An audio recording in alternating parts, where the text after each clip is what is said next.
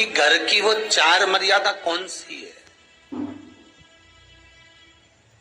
जिस मर्यादा में नारी रहे तो उस घर में संपदा नहीं घटती, उस घर की संपदा को समाप्त नहीं किया जा सकता।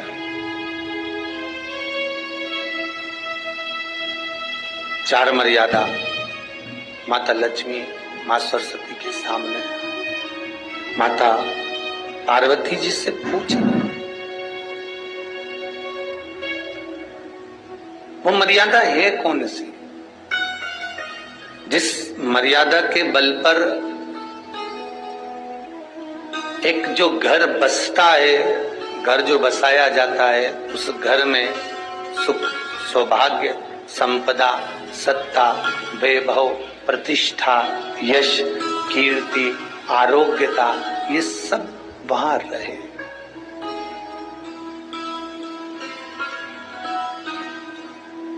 पहला, मां पार्वती ने माता लक्ष्मी को कहा, अतिथि देवो भव।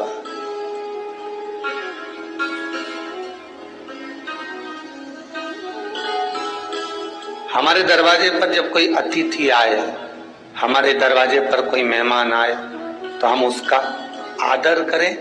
परिवार के लोग जो आदर कर रहे हैं वो अपनी जगह पर है, भाई आदर कर रहा है वो अपनी जगह पर है, जेठ आदर कर रहा है वो अपनी जगह पर है, देवर मान सम्मान दे रहा है वो अपनी जगह पर है, पर सबसे पहला सम्मान घर की स्त्री को अतिथि का करना चाहिए।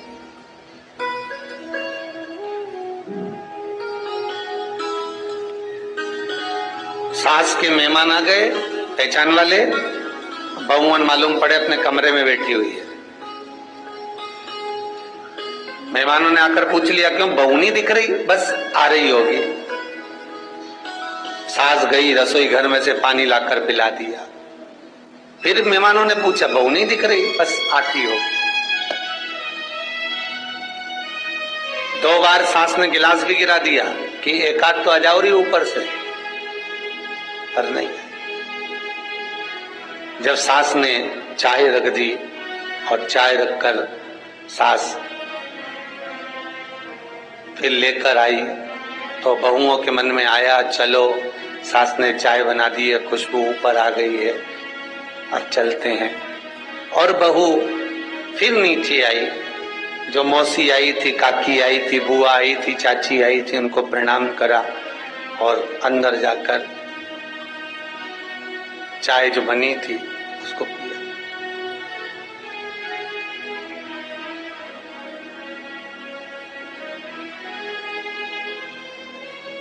एक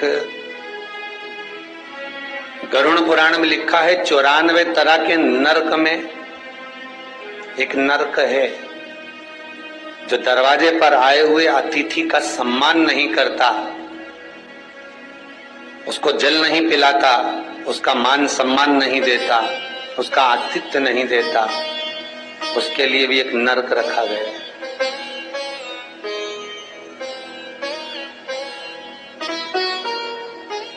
हजारों नरकों में एक नरक वो भी है जिसका हमने आतिथ्य ना करा हो। मेरा बहुओं से निवेदन है, सास के रिश्तेदार आए तो आप उनका भी आदर करिए, और आपके रिश्तेदार आए तो आप उनका भी आदर करिए। जेठानी के रिश्तेदार आए तो आप उनका भी आदर करिए, और देवरानी के रिश्तेदार आए तो आप उनका भी आदर करिए। आप किसी न किसी रूप में जो अतिथि आया है वो न जेठ का है, न देवर का है, न वो सास का है, अतिथि घर का है, किसी एक व्यक्ति का अतिथि नहीं है।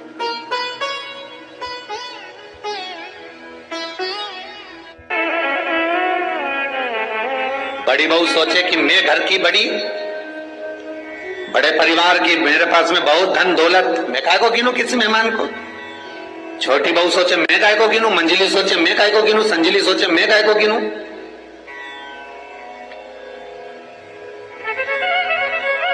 तुम्हारे माँ बाप आए, सास अगर तुम्हारे पिता से, तुम्हारी माता से बात ना करे, देवरानी बात ना करे, जेठानी बात ना करे, तो तुम्हें कैसा लगेगा?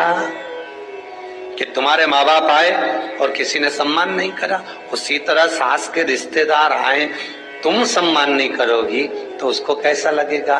फिर तुम्हारे घर के आए, वो सम्मान न करे तो तुम्हें कैसा लगेगा। आतिथ्य घर में कोई भी आए वो सबके लिए। दूसरा क्रम बताएगा, घर के दरवाजे पर जो तुलसी का पौधा होता है, wow, she joining a team आज से। क्यूट है यार। सब मेकअप है, मस्ट बी स्पेंडिंग आवर्स। और मेकअप से तो कोई भी ऐसा लग सकता है, राइट ब्रो? होता है जीवन में सबसे पहले अगर दुख आता है, तकलीफ आती है, कष्ट आता है, बीमारी आती है, रोग आता है, कोई बड़ा घटना घटने वाली होती है, कोई बड़ा कष्ट आने वाला होता है, तो लक्ष्मी जी से माता पार्वती कह रही है घर में जो तुलसी का पौधा होता है सबसे पहले घात उसी पर होती है। तुलसी का पौधा सूख जाता है, समाप्त हो जाता है, उसके डालियां मुरझा जाती हैं, नीचे लटक जाती है, मंजरी झुक जाती है, या तुलसी के कुंडे में जो मिट्टी है उसमें फफूंद पड़ जाती है।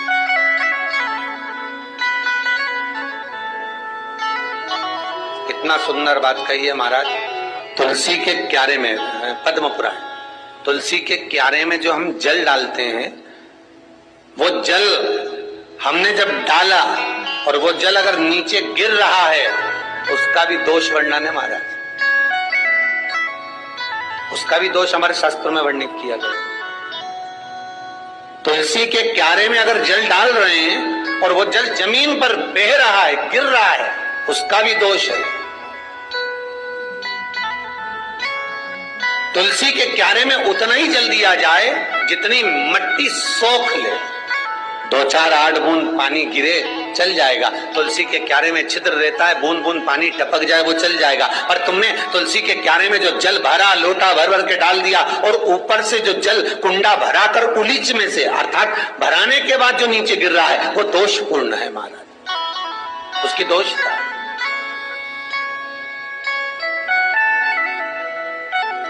वो दोष दे देगा। तो लक्ष्मी से माता पार्वती जी कह रही हैं कि दूसरा क्रम है घर में वैभव, लक्ष्मी, संपदा, प्रतिष्ठा, यश, आरोग्य को पाने के लिए तुलसी के क्यारे की आराधना, तुलसी के कुंड को नमन करना। तीसरा क्रम कहा, घर में चाहे नल लगा हो, चाहे आरओ का प्लांट लगाओ, पानी का, घर में छोटा छोटा आरओ प्लांट लगा लेता है, फिर भी घर के अंदर रसोई घर में एक छोटा सा मटका, मटका नहीं तो हंडा, हंडा नहीं तो बाल्टी, बाल्टी नहीं तो कलसा, पानी का भरा हुआ जो नारी रखती है, दूसरे दिन उस पानी को बाहर ढोल कर फिर वापस धोकर भर लेती है। मटका रोज धुलता है, हंडा रोज धुलता है, प्रतिदिन का। जितना जल उस पात्र में रहता है, भरता है, ऐसे ही घर में संपदा भरती। 3 क्रम बनता है। चौथा, नारी के मस्तक पर जो चीर होता है, ये पूर्वज, इसी चीर से कथा प्रारंभ हुई थी और वहीं पर पहुंच गई। लक्ष्मी पार्वती के संवाद पर चल रही है महाराज। मस्तक पर जो चीर होता है, मस्तक पर जो वस्त्र होता है, वो वस्त्र पूर्वजों का, पितरों का, कुल देवी देवताओं का आशीर्वाद। ईश्वर महादेव, जो व्यक्ति पथभ्रष्ट हो जाए, जैसे मदिरा के नशे में पड़ गया, कहीं जुए में पड़ गया, कहीं मांसाहार में पड़ गया, कहीं व्यसन में पड़ गया, कहीं गलत काम में अगर कोई जा रहा है तो श्रम्भेश्वर महादेव के नाम से काली तिल भगवान शिव को समर्पित करी जाती है। महाराज काली तिल को वापस उठा कर ले आते हैं। उसी काली तिल को जो मदिरा का नशा करने वाला होता है या जो गलत व्यसन में डूबा हुआ होता है, उसको वो सुबह के समय अगर नहीं खाता तो भोजन के साथ उसको दिया जाए। श्रम्भेश्वर महादेव। एक बेलपत्री का भी बहुत अच्छा प्रयोग है श्रम्भेश्वर महादेव का। मदिरा पीने वालों के लिए, मांसाहार व्यसन में, जुए में, वेश्यावृत्ति में, पर नारी में, गलत जगह पर जो डूबे रहते हैं उनके लिए पहले की कथा में उसका वर्णन किया है बेलपत्री। श्रम्भेश्वर महादेव। एक बार सब बोलेंगे, कौन से महादेव? श्रम्भेश्वर महादेव। फिर जम के बोल लो एक बार, श्रम्भेश्वर महादेव। जब हमारे घर में क्रोध बढ़ता है या कोई गलत कार्य में जाने लगता है तो श्रम्भेश्वर महादेव का हमें शरणागति लेना चाहिए। श्रम्भेश्वर महादेव का पूजन करना चालू कर देना चाहिए। कई लोग कहते महाराज जी श्रम्भेश्वर महादेव का मंदिर कहाँ मिलेगा, हम कहाँ पूजन करने जाए? कहीं नहीं जाना, तुम्हारे घर के पास में जो शंकर जी का मंदिर है वहीं जाओ, उसी देवालय में, उसी मंदिर में जाओ। श्रम्भेश्वर महादेव के नाम से जल चढ़ाना प्रारंभ करेंगे। वो जल जो गलत संगत में पड़ा हुआ है उसका आचमन कराना प्रारंभ करेंगे। अपने आप उसकी धीरे धीरे बुद्धि सुधरना प्रारंभ हो जाएगी। ऐसा श्रम्भेश्वर महादेव का। कुछ स्थान हमारे यहाँ पर बड़े सुंदर सुंदर स्थान निश्चित किए गए हैं। जैसे कैंसर आदि के मरीज के लिए हम लोग पहले भी कहते हैं कि त्रिजुगी नारायण का जल बड़ा महत्व रखता है। जिसका शरीर या जिसको एक पत्र आया है कि किसी को मिर्गी का झटका आना चालू हो गया था। पत्र ढूंढेंगे तो समय थोड़ा लग जाएगा। जिसने लिखा है उसके स्मरण में होगा। जिसने भी लिखा होगा कि बीमारी के चलते चलते फिर मिर्गी आना चालू हो।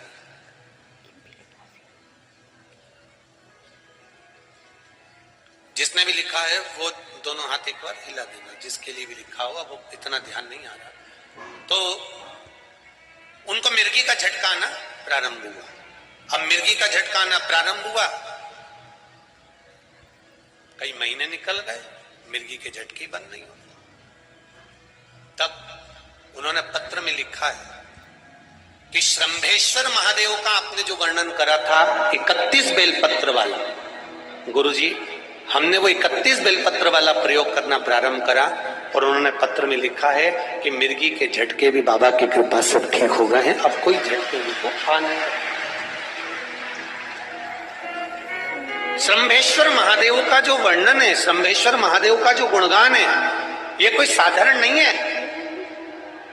शिव महापुराण में भागवत के प्रहलाद चरित्र को लाकर रखा गया है केवल श्रम्भेश्वर महादेव के प्रागट्य के लिए। ऐसा श्रम्भेश्वर महादेव का गुणगान। एक बार फिर आप लोग भूल ना जाओ, उसके लिए एक बार फिर से बोल लो, कौन से महादेव?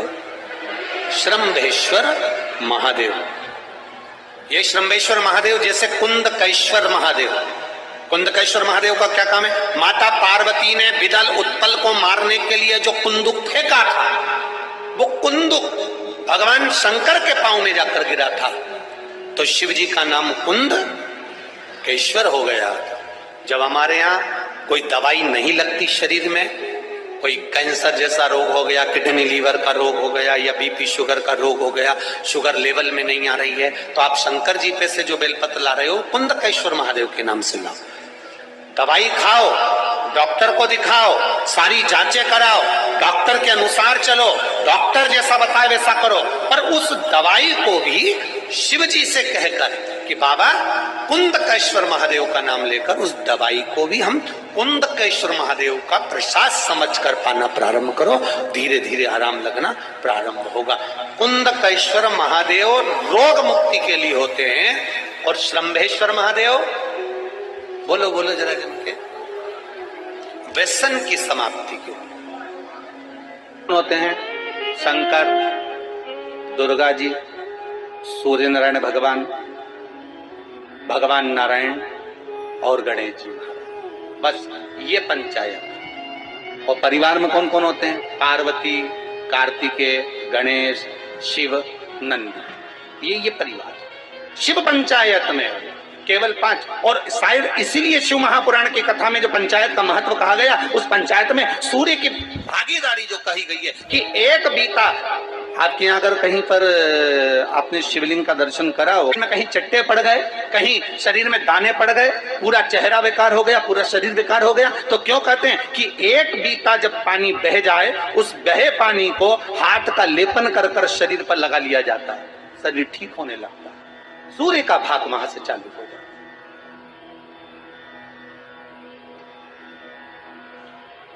शिव पंचायत का बड़ा महत्व है महाराज जी। अगर आप लोगों ने लिंग पुराण पढ़ी होगी या शिव महापुराण पढ़ी होगी तो उसका बड़ा महत्व है महाराज। कहते हैं में मक्खन का लेपन कर, काय का लेपन करना है? माखन का लेपन कर दो और 5 देवताओं के सामने चौमुखी 5 दिए लगा, 4 बत्ती के घी के, गाय के घी के, एक एक देवता के सामने एक एक दिया लगाओ पंचायत। और